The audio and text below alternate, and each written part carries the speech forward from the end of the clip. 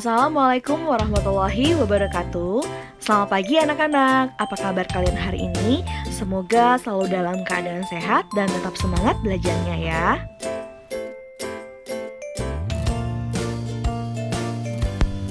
Sebelum mulai belajar, marilah kita awali dengan membaca doa menurut agama dan kepercayaan masing-masing. Berdoa mulai. Berdoa selesai. Adapun tujuan pembelajaran pada video ini, yang pertama, siswa mampu mengidentifikasi gambar-gambar dari teks visual yang diamati dengan terperinci. Yang kedua, siswa mampu menuliskan gagasan pokok dari teks visual yang diamati dengan terperinci. Yang ketiga, siswa mampu memahami manfaat energi matahari dalam kehidupan sehari-hari.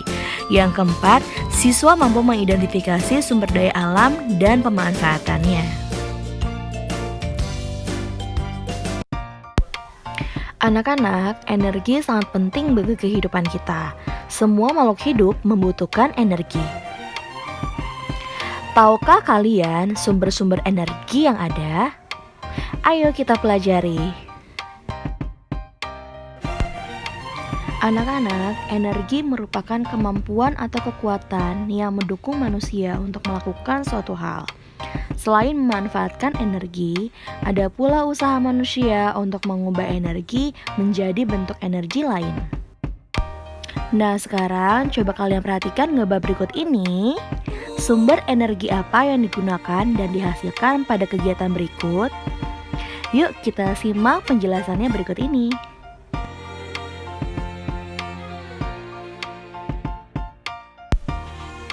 Matahari memiliki peran yang besar dalam kehidupan karena merupakan sumber energi terbesar di bumi. Panas matahari berpengaruh terhadap aktivitas manusia dan makhluk hidup lainnya di bumi. Baiklah anak-anak, sekarang ayo mengamati gambar berikut ini. Lalu kalian jawab pertanyaan-pertanyaan berikut ini ya. Yang pertama, apa yang diceritakan gambar tersebut?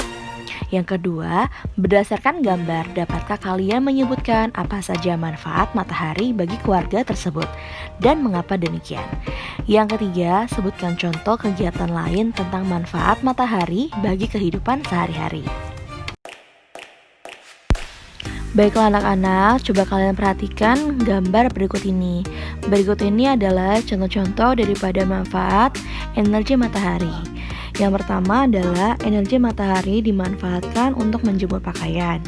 Lalu, energi matahari pun juga bisa digunakan untuk membuat garam oleh petani garam. Kemudian, energi matahari dimanfaatkan juga untuk menjemur ikan asin oleh para nelayan.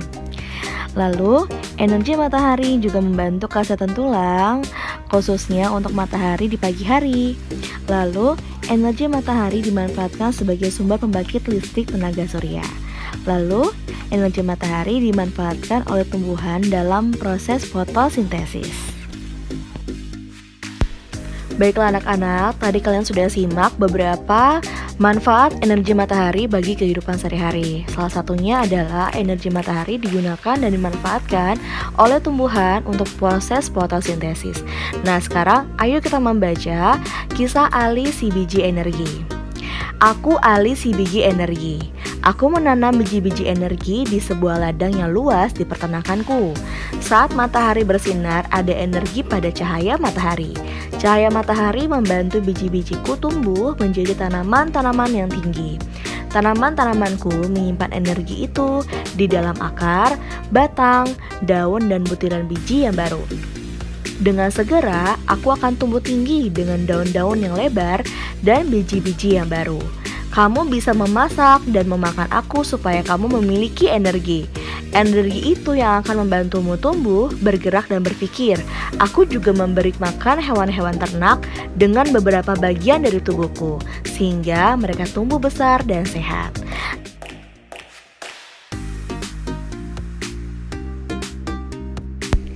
Nah anak-anak, sekarang yuk kita latihan. Temukan sebaik-banyaknya manfaat energi matahari bagi makhluk hidup dalam bentuk peta pikiran di bawah ini. Anak-anak, energi matahari merupakan sumber daya energi yang berasal dari alam. Lalu, apa sih sumber daya alam itu? Energi yang digunakan oleh makhluk hidup berasal dari alam. Segala sesuatu yang berasal dari alam dan dimanfaatkan oleh manusia untuk melangsungkan hidup disebut dengan sumber daya alam atau SDA. Adapun sumber daya alam terdiri atas dua, yaitu sumber daya alam yang dapat diperbaharui. Yang kedua, sumber daya alam yang tidak dapat diperbarui. Nah anak-anak, sekarang mari kita membaca teks berikut ini. Indonesia memiliki sumber daya alam yang berlimpah. Disebut sumber daya alam karena berasal dari alam. Penduduk Indonesia dapat menikmati sumber daya alam tersebut untuk memenuhi kebutuhannya. Laut Indonesia terkenal karena ikannya. Lahan yang subur menghasilkan padi, jagung, serta tumbuhan lainnya yang sangat berguna bagi penduduk. Gas bumi, minyak, serta logam banyak memberikan manfaat bagi masyarakat. Sumber daya alam terbagi dua, sumber daya alam yang dapat diperbaharui dan sumber daya alam yang tidak dapat diperbaharui. Sebagai anak Indonesia, kamu harus tahu apa yang termasuk ke dalam keduanya dan apa dampaknya apabila kita kekurangan keduanya. Penggunaan sumber daya alam berlebihan akan mempengaruhi kehidupan manusia. Kita harus menghemat penggunaannya. Sumber daya alam yang dapat diperbaharui misalnya tumbuhan, hewan, sinar matahari, angin, dan air. Sumber tersebut termasuk kelompok sumber daya alam yang dapat diperbaharui karena terus tersedia dan dapat kita kelola untuk kita perbanyak jumlahnya. Jumlah sumber daya alam ini sangat berlimpah. Agar sumber daya alam ini tetap tersedia, kita harus menggunakannya dengan bijak dan melestarikannya. Sumber daya alam ini sangat penting untuk dijaga keberadaannya. Minyak bumi, emas, besi, dan berbagai tambang termasuk ke dalam kelompok sumber daya alam tidak dapat diperbaharui. Mengapa demikian? Karena jumlahnya sangat terbatas. Untuk menghasilkan minyak bumi diperlukan waktu yang sangat lama. Oleh sebab itu, kita harus hemat menggunakan sumber daya alam ini. Baiklah anak-anak, setelah kalian membaca teks bacaan tadi, jawablah pertanyaan-pertanyaan berikut ini. Kalian tulis di buku tulis tema ya. Baiklah anak-anak, demikian video pembelajaran pada hari ini. Semoga dengan video ini dapat menambah pemahaman kalian tentang sumber energi dan sumber daya alam lainnya. Sampai jumpa lagi pada video pembelajaran berikutnya. Tetap semangat ya dan jaga kesehatan kalian. Wassalamualaikum warahmatullahi wabarakatuh.